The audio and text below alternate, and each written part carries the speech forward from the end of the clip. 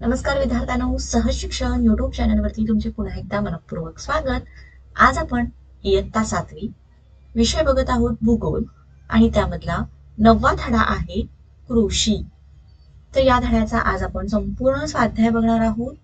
तर video end पर्यंत नक्की बघा. तुम्ही जर चॅनलवरती नवीन असाल तर चॅनलला पटकन सबस्क्राईब करून खाली जो बेल आयकॉन दिला आहे याच्यावरती बटन प्रेस करा, सो दॅट तुम्हाला तुमच्या स्टँडर्डशी रिलेटेड जे व्हिडिओज जेव्हा मी अपलोड करेन त्याचे नोटिफिकेशन मिळेल आणि तेही तुम्हाला बघता येतील. चला सुरुवात करूया. प्रश्न पहिला, खालील विधानांसाठी योग्य पर्याय निवडा. तर यातील पहिला, या शेती प्रकारात पीक बदल केला जातो. आणि पर्याय दिलेले आहेत अ, सखोल शेती, मळ्याची शेती, व्यापारी शेती आणि फलोद्यान शेती. तर पर्याय अ, सखोल शेती हा बरोबर आहे. म्हणजे सखोल शेती या शेती प्रकारात पीक बदल केला जातो. दुसरा आहे, शेतीसाठी खालीलपैकी योग्य पर्याय द्या. पर्याय अ, फक्त नांगरणे. पर्याय आ, प्राणी, अवजारे, यंत्र व मनुष्यबळाचा वापर. पर्याय ई, फक्त मनुष्यबळ वापरणे. आणि पर्याय ई शेवटचा आहे, फक्त पीक काढणे. तर यातला पर्याय आ हा बरोबर आहे. प्राणी, अवजारे, यंत्र व मनुष्यबळाचा वापर.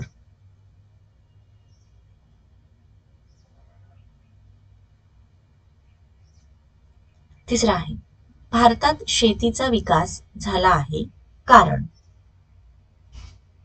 आणि यासाठी पर्याय दिलेले आहेत बघा. अ पर्याय, भारतात शेतीचे 2 हंगाम आहेत. त्यानंतर बहुसंख्य लोक शेतीवर अवलंबून आहेत. पर्याय ई, भारतात पारंपरिक शेती केली जाते.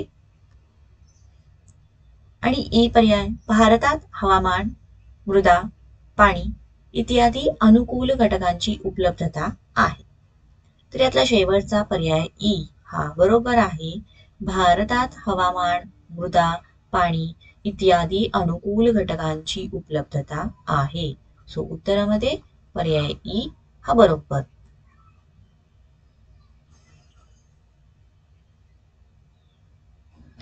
चौथा, भारतात शेतीमध्ये आधुनिक पद्धती व तंत्रज्ञानाचा वापर करणे गरजेचे आहे कारण. पर्याय पहिला दिलेला आहे, सुधारित बी बियांचे कारखाने आहेत. त्यानंतरचा पर्याय आहे, रासायनिक खत निर्मिती उद्योग आहेत. पर्याय ई आहे, लोकसंख्या वाढ व शेतीवर आधारित उद्योग आहेत. आणि त्यापुढचा ई पर्याय आहे, आधुनिक साधने व यंत्र उपलब्ध आहेत. तर यातला पर्याय ई, लोकसंख्या वाढ व शेतीवर आधारित उद्योग आहेत. यामुळे भारतात शेतीमध्ये आधुनिक पद्धती व तंत्रज्ञानाचा वापर करणे गरजेचे आहे. उत्तरामध्ये पर्याय ई हे बरोबर पर्याय आहे.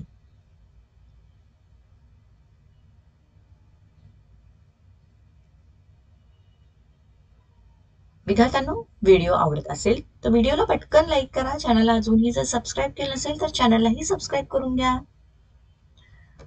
प्रश्न दुसरा, खालील प्रश्नांची थोडक्यात उत्तरे लिहा. आणि यामध्ये पहिलं, शेतीसाठी जलसिंचनाचे महत्व विशद करा. तर चला, उत्तरामध्ये पहिला पॉइंट आहे, भारतात पाऊस हा हंगामी व अनियमित स्वरूपाचा आहे. दुसरा मुद्दा, पिकांची पाण्याची गरज जेव्हा पावसाच्या पाण्यावर भागवली जात नाही तेव्हा कृत्रिमरित्या पाणी पुरवठा केला जातो. यालाच जलसिंचन म्हणतात.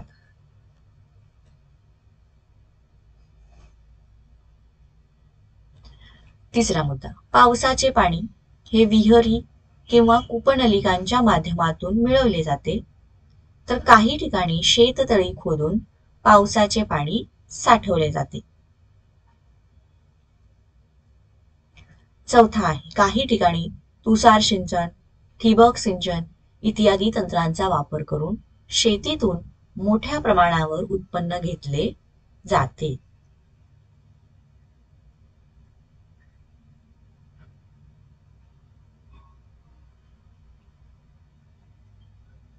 दुसरा प्रश्न आहे, जलसिंचनासाठी वापरल्या जाणाऱ्या कोणत्याही दोन पद्धतींची तुलनात्मक माहिती लिहा.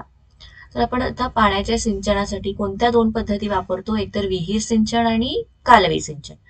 तर या दोन्हींचा आपल्याला तुलनात्मक माहिती लिहायची आहे, म्हणजे थोडक्यात फरक लिहायचा आहे. तर बघा, पहिला आहे विहीर सिंचन. यासाठी विहीर खणण्यासाठी लहान क्षेत्र पुरेसे असते. दुसरं, विहीर सिंचन हा स्त्रोत व्यक्तिगत किंवा सार्वजनिक स्वरूपाचा असतो. तिसरा मुद्दा आहे, विहीर सिंचन ही जलसिंचनाची कमी खर्चिक पद्धत आहे.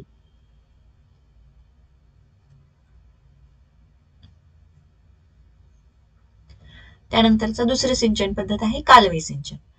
तर याच्यामध्ये धरणे बांधण्यासाठी मोठ्या क्षेत्राची आवश्यकता असते. कालवे सिंचन हा स्त्रोत सार्वजनिक स्वरूपाचा असतो आणि कालवे सिंचन ही जलसिंचनाची जास्त खर्चिक पद्धत आहे.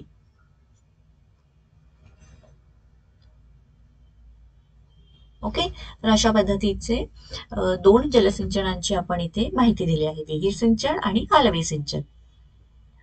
पुढचा प्रश्न बघण्याआधी तुम्हाला जर व्हिडिओ आवडत असेल तर पटकन व्हिडिओला लाईक करा. चॅनलला अजूनही जर सबस्क्राईब केलं असेल तर चॅनलला सबस्क्राईब करा आणि असेच तुम्हाला इतर कोणत्या विषयाचा स्वाध्यायाचा व्हिडिओ हवा असल्यास कमेंट बॉक्समध्ये कमेंट करून नक्कीच कळवा.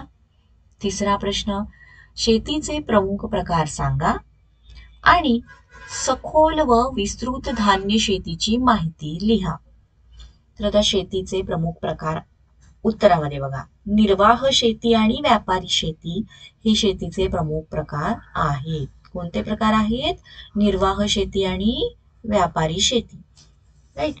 आता त्यानंतर सखोल धान्य शेतीबद्दलची माहिती. कमीत कमी जागेमध्ये जास्तीत जास्त उत्पादन काढण्याच्या शेती प्रकाराला सखोल शेती म्हणतात.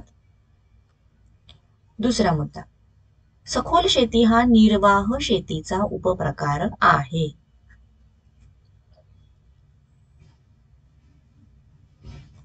त्यानंतर सखोल शेतीतून मिळणारे उत्पन्न हे कुटुंबाची अन्नधान्याची गरज भागवण्यास पुरेल इतके असते. आणि चौथं आहे, सखोल शेतीमध्ये प्राणीज ऊर्जेचा वापर जास्त होतो, म्हणजे बैलांचा नांगरण्यासाठी वगैरे वापर होतो. आणि पाचवं, या प्रकारच्या शेती प्रामुख्याने विकसनशील प्रदेशात आढळते. तर ही झाली सखोल धान्य शेती. आता आपण विस्तृत धान्य शेती बघूयात. मोठ्या क्षेत्रामध्ये जास्तीत जास्त उत्पादन काढण्याचा शेती प्रकार म्हणजे विस्तृत शेती होय. विस्तृत शेती हा व्यापारी शेतीचा उपप्रकार आहे.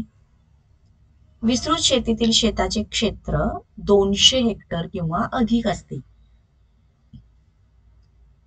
आणि चौथा आहे, मोठे क्षेत्र व विरळ लोकसंख्या यांमुळे ही शेती प्रामुख्याने अत्याधुनिक यंत्रांचा वापर करून केली जाते.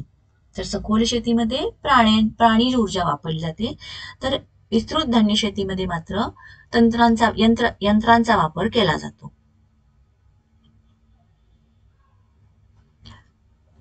आता विद्यार्थ्यांनो, पुढचा प्रश्न चौथा, मळ्याच्या शेतीची वैशिष्ट्य लिहा किंवा माळ्याच्या शेतीचे वैशिष्ट्य लिहा. तर उत्तरामध्ये बघा, शेतीची वैशिष्ट्य पुढील प्रमाणे. पहिला आहे, माळ्याच्या शेतीचे क्षेत्र 40 हेक्टर किंवा त्यापेक्षा अधिक असते. दुसरं, शेतीचे क्षेत्र डोंगर उतारावर असल्याने यंत्रांचा वापर फारसा करता येत नाही, त्यामुळे माळ्याच्या शेतीत स्थानिक मनुष्यबळाचे महत्त्व अधिक असते.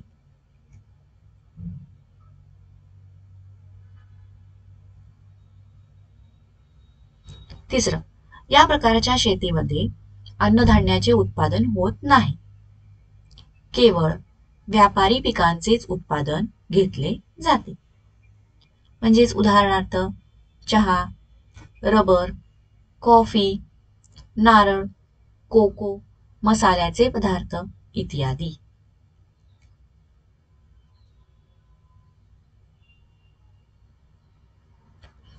त्यानंतर पुढचं वैशिष्ट्य बघा, या प्रकारच्या शेतीची सुरुवात व विस्तार विशेषतः वसाहत काळात झाला. बहुतांश माळ्याची शेती ही उष्णकटिबंधातच केली जाते. दीर्घकालिक पिके, शास्त्रशुद्ध पद्धतीचा अवलंब, निर्यातक्षम उत्पादने, प्रक्रिया करणे इत्यादींमुळे या शेतीसाठीही मोठी भांडवल गुंतवणूक करावी लागते. आणि 6वं वैशिष्ट्य आहे, या प्रकारची शेती भारतासह दक्षिण आशियातील देश, आफ्रिका, दक्षिण व मध्य अमेरिका इत्यादी प्रदेशात केली जाते.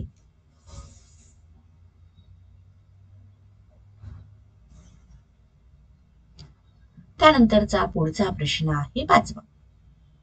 तुमच्या जवळच्या भागात कोणकोणती पिके होतात? त्याची भौगोलिक कारणे कोणती? तर याचं उत्तर बघा मी कसं देत आहे. माझ्या जवळच्या भागात तांदूळ, नाचणी, काजू, आंबा, नारळ, सुपारी इत्यादी उत्पादने घेतात. तर तुम्ही ज्या भागामध्ये राहता, तुमच्या ज्या भागात कोणत्या प्रकारची पिकं घेतात हे तुम्ही या ठिकाणी लिहायचं आहे. आता याचं कारण काय बघा. तांदळाच्या पिकासाठी जास्त तापमान व भरपूर पर्जन्य तसेच जांभी वालुकामय मृदा आवश्यक असते. कोकणातील हवामान व जमीन ही तांदळाच्या तसेच नाचणीच्या पिकाच्या वाढीसाठी अनुकूल आहे. त्यानंतर नारळ, काजू, फणस, सुपारी या पिकांना काही काळ पर्जन्य, जास्त तापमान व काही काळ कोरडा ऋतू अशी हवामान विषयक स्थिती अनुकूल ठरते. कोकणात अशा प्रकारचे हवामान आढळत असल्याने या पिकांसाठी कोकणातील हवामान पोषक ठरते. तर ही झाली या पाठीमागचं भौगोलिक कारण.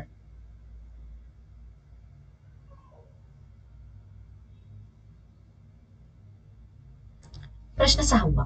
भारतातील शेतीचे स्वरूप हंगामी असल्याचे कारण काय?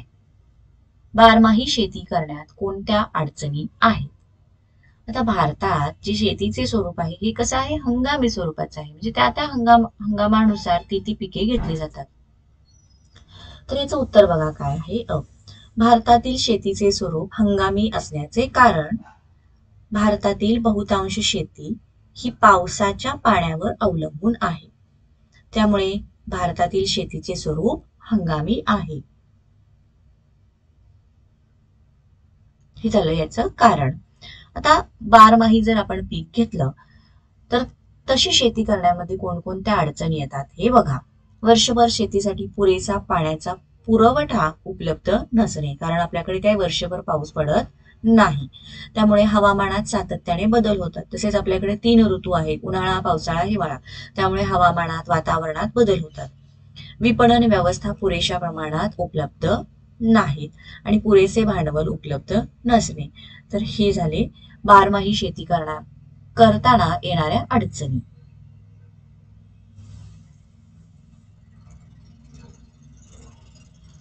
विद्यार्थ्यांनो, या ठिकाणी आपला हा स्वाध्याय संपलेला आहे. तुम्हाला व्हिडिओ आवडला असेल तर व्हिडिओला पटकन लाईक करा, चॅनलला सबस्क्राईब करा. व्हिडिओ कसा वाटला हे कमेंट करून नक्कीच कळवा. धन्यवाद.